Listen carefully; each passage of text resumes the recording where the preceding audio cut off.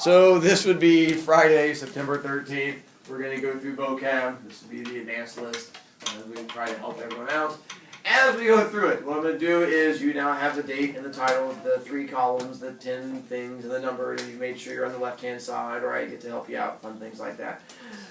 Make sure you spell the word correctly from there to there, because that's what's going to be on the spelling test. So if you spell it wrong from there to there, if I give you the word dog and you go D-A-W-G, and you're like, what up, dog, it's not going to do any good. So make sure your spelling matches. If you're not sure, you can always do this thing called going on YouTube and pausing it when the words are behind me, and then you can just go on scritchy, scritchy, scritchy, and you'll be good to go. The first word, stanza. S-T-A-N-Z-A. So close. Use your telekinetic force. There you go. And what poem that we've read has a stanza in it? Stephanie? Even that one you can't be strong on. Good job, Lee. The fact that all of them, so the whole entire poetry unit, figured that was like the one time you're like, all of them! But no, you still gave me the, all of them. One more try, Tiffany. Tiffany, what is a stanza?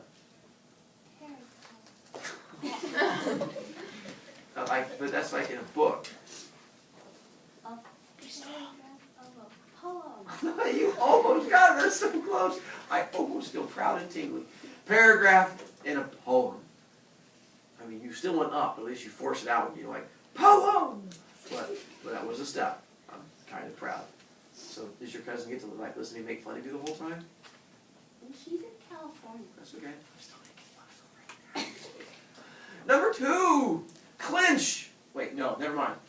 Number 1's correct. These are the, you guys have the same number 1 as my regular kids, so stop learning. Stop learning. Stop learning. Stop learning. You're learning. Stop learning. All right now, you're up here learning.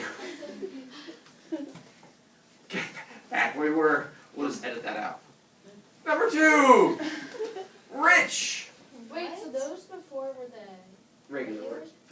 And this is advanced? Yes. Rich is advanced. Because of the poem it comes from, yes. And the fact that I doubt any of your guys' intelligence. A little combination of both of those. What poem does rich come from? When it says, I am a rich man. Because it has the Clayton. Clouds pass. Clouds pass. Broviak, we not read that poem yet. I know. It's going to be on the quiz coming up on Monday, because we have to do the homework and understand things. And here's where it gets a little bit tricky, because the definition of rich has nothing to do with money. So what what? That's what makes it advanced. Because now, knowing it has nothing to do with money, what does rich mean? Because in the poem, he has no money. He's a poor, homeless person laying out somewhere underneath a tree with no money. Abby? Rich means a lot in something. Nicely done. It means to have a lot of something. It can mean money, but in the poem it does not. In the poem, he's rich in happiness and worldly experiences. Many of you guys are rich in B points, and you've made lots of good choices. Some of you guys are not. Your B points are at poverty level. Some of you guys are rich in friends. Others of you have 1. It just sort of depends. I'm rich in humor. Ouch. Gotcha there. 3. What? Ham. Once again, don't have high hopes for you. Literally. Ham! And attitude. I thought the same thing. That was weird. And what poem do we get a ham from when it says, down the track came a hobo hamming, and he said, gentlemen, clearly I'm not doing something because I'm going to a Jawa. Big Rock Candy Mountain? Nicely done. Big Rock Candy Mountains. How are we supposed to fit that? Not small in space. You can call it BRCM or Big Rock, or this space is too small, or whatever works for you. It gives me a chance to mock you. Definition of ham, that has nothing to do with lunch meat, because in the poem, it doesn't say, I'm coming down, eating a big old sandwich, and it's delicious, in my tummy. It says, down the track comes a hobo and hamming. It's a verb that does not involve throwing a pork product at someone. Sweater. Hold on. Okay, walking slowly. Walking slowly. Completely wrong. But good try to use the words in there. Not bad. Right? Is it talking?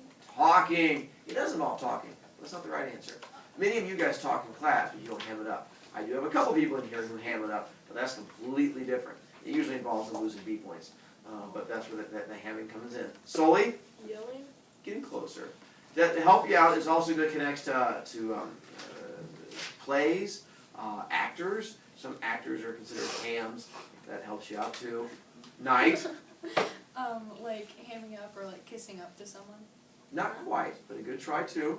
If it helps, the reason I'm as entertaining as I am is because I'm quite the ham. To give you helping out, act in an outlandish or silly way, to over-exaggerate an act or action. And so oftentimes with actors, they'll say that an actor is a ham, and that's usually a compliment. It usually means that they overdo their actions. Like if they get a death scene, instead of just going, ugh, and falling down, they go, ugh, ah, ah. That's hamming it up. You're bringing too much attention to yourself. You'll see kids do the same thing in class. You know, like in case we're doing impact learning, and they freak out, and there's screaming involved, and lots of attention were to get drawn to them. It'd be an example of hamming it up. That's just a random thing to just bring up right now. Not you. It's okay. Someone else would be an hammy. Oh!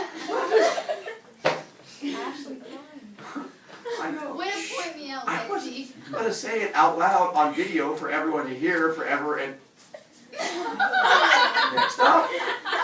4. Handout is still right there.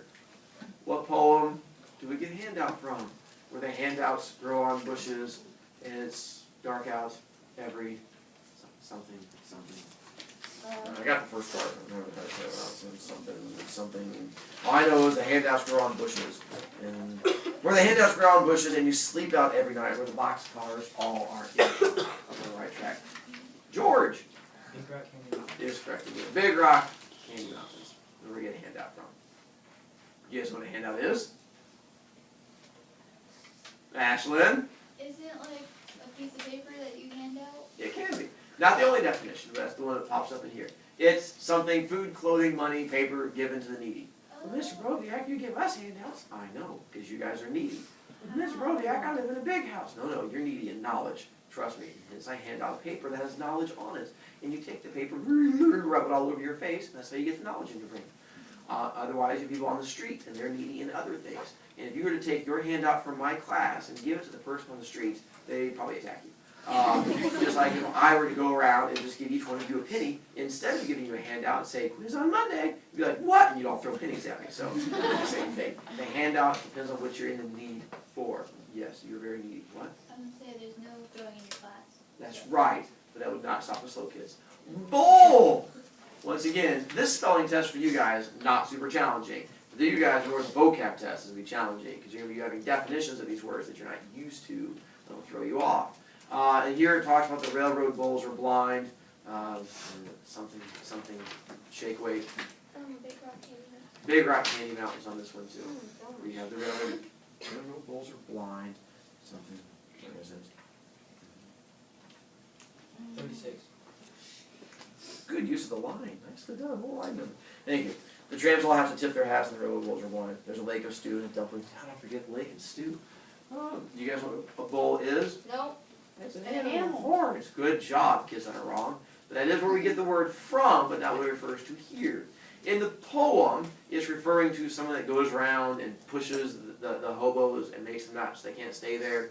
And so, bull is another name for what's called a beat cop or a policeman. A beat cop, not because they beat you, because they walk what's called a beat. When they had to walk the street and they had like a path they had to walk on, it was called a beat cop because your feet would beat the street. They called him a beat cop. Now the problem with the beat cops is whenever they found hobos like lying in an alley, they'd poke them with a stick, like, you have to keep moving. And the hobo's like, stop bullying me. And so they started calling all the cops bulls because the cop would push them and they would bully them, which by the way is where we get the word bully from. We get it from the large animal, because if you go into the bullpen and you go, bug, bug, bug, bug, and they go running at you, it scares you. It's the same thing after bully. All this learning, you take paper and rub it on your head. What? I was just saying you guys can tweet me out if I could just say anything I wanted to. That's why you guys No, I I could just just got lost. slip in random phrases. Really fast. What? I don't talk fast. Go back, replay it. 6, bachelor. What poem do we get bachelor from? Rebels? 1 of the 7 has somewhat to say. That is a lot of words and I'm lazy. Let's go with 1 of 7. How many words are there? In the whole poem? 12. No, like in the vocabulary. That's a good question. It's a good thing I told you that on the very first screen that said number this many. Oh. Moyer. What's a bachelor? An unmarried man. Nice no. Unmarried dude. Dude without chick. That's pretty simple. BACHELOR. Bachelor. You want to? That's fine with me. I say it, you can write it. 7. Gnaw. And yes, I know it's not good pronounced, gnaw, but hoping when it comes time for a spelling test next week, you'll actually remember to spell the gnaw like a G, as opposed to just without the G. So I pronounce it gnaw, because I'm going to ham it up so it just sticks in your head. Morts? The caterpillar. Nicely done. Morts, you're not done. What poem does it come from? Not one. What does it mean? To like slightly chew on something. Nicely done. To slightly chew, eat, nibble, masticate. Which means chew, bite. Ocho! Melancholy. Melancholy. Correct. But I pronounce it melancholy. Once again, stick in your head for the spelling test. That you don't put a K in there. My way of trying to give you a gift. Yeah. Oh, I thought you were throwing a hand in my face, Rebels. I was like, we're going to throw down. So, melancholy. What poems did it come from, Rebels? The caterpillar. Nice one. Caterpillar again. And what does melancholy mean? Moyer? Deep sadness. Deep sadness. How you guys feel? You have to leave my class. For some of you when you get here. Not that we're looking at anyone in particular. Number 9! Same thing. Mausoleum! What poem do we get mausoleum from, Yard? Are you asking me? Be strong. What is it? Nicely done. Caterpillar, yarn. And what is a mausoleum? Sarah? Like a building. It is. And what do we put in this building? Not like on 10 people. Nicely done. Hopefully not just like in your backyard. If you have dead people in a shed in your backyard, that's not a mausoleum. That's creepy. It's completely different. Mausoleum should be in a cemetery or something like that, unless you live in a cemetery. In that case, still creepy. Not helping your case whatsoever. Rusty, Isn't that illegal? to have dead people in your backyard? Yeah. Yes, that's why it's creepy. What if it is a cemetery 10! Resurrection. It's the only time you can have dead people in your backyard, is if you can master the fine art of this. Gabe, what poem do we get resurrection from? Caterpillar. Nicely done. Caterpillar. What does, oh Doyle! What does resurrection mean? Yes, it happens to the caterpillar. Some say worms when resurrection, with white wings, beating flitter flutter. They come back to life. Nicely done. The only time that you can practice having a mausoleum in your backyard is if you can also practice resurrection. You go and kill people and throw them in the shed and then go, "Brah!" They come back to life. Unless they're zombies, that's also creepy. Moyer. Can we just write for the definition reincarnation? That's fine. As long as it works for you. And I'll demonstrate what you're going to have to do for the spelling vocab test, and you'll see how that's going to work for you. I'm getting ready to move off the screen. No, No. No, I know. You don't need it. Think about it. Yes, I do. Which one do you need? I need the last Which one? Which one? The last one. Yeah. Resurrection? Yeah. You know how to spell it? Or the No. definition? The definition. What's it mean? Come back alive. Problem solved. See? Tap into yourself. You have the knowledge in you. But Miss Broviak, it's easier being lazy. I know. That's why I like torturing kids. Now, still moving on. Which one do you need? The last one. Resurrection? Yeah. The definition? Yeah. What's it mean? This isn't our words. I know. To So, come back alive. are you asking me? To come back alive. Good job, Rusty. So what's it mean? No, it's not your words. These are the regular kid one. I know if I show you guys your test, you guys will sit there and solve it like A, B, F, R, G, J. And so this way I give you guys the wrong test. You guys can't try and solve it, smart kids. First part of your test is a spelling test. All you have to do is you go through there and I give you a word. Don't gnaw your pencil. You just go through there and write down the words. Pretty simple and boring. Then you're gonna have the matching thing, also boring. You're gonna have 10 words, 10 definitions. I give you the definition. All you have to do is match it up, simple matching. This, rote memorization, simple monkey work. You give me 5 bananas, a monkey, a taser, and an afternoon, I can get a monkey to match these up. You guys should be at least monkey smart. The other half of it though is tougher. I write you a story that is going to be 10 sentences long, and then each sentence has one word that you have to plug into it. And you'll be able to plug in each word into the correct sentence, and each one only has one sentence it works in. And yes, I write the sentences. Hopefully that gives you a little information about what kind of story you have to look forward to coming up next week. When is the test? Wednesday or Friday? Monday. Well, that's the quiz. Vocab test, Wednesday or Friday.